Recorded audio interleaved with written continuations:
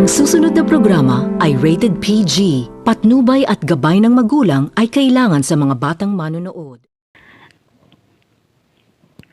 Nabigla itong si David sa ginawa ni Ramon sa kanya.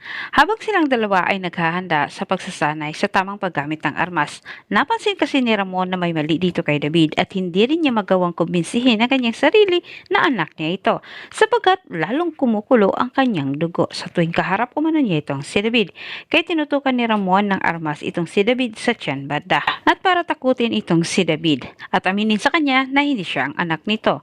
Sa sobrang takot naman ni David, imbis tawagin sana niya itong si Ramon na papa, pero ang lumalabas sa kanyang bibig ay si Ramon. At sa pangyayaring ito, lalong tumindi naman ang pagdududa ni Ramon dito sa pagkatao ni David.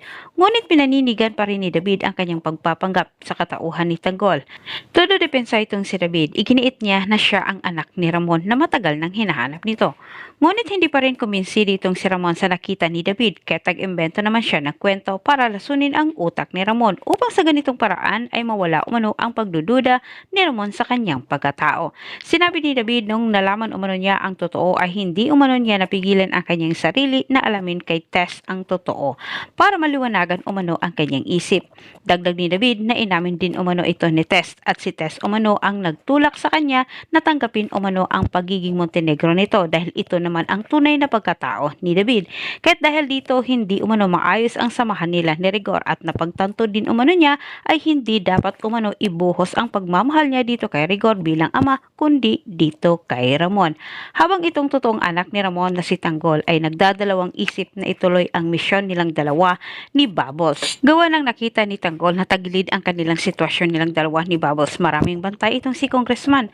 Pero itong si Bubbles desidido na ituloy ang kanilang misyon. Buhat ng alam din ng dalaga kung ano ang mangyayari sa kanilang dalawa sa oras sila ay sumablay sa kanilang misyon.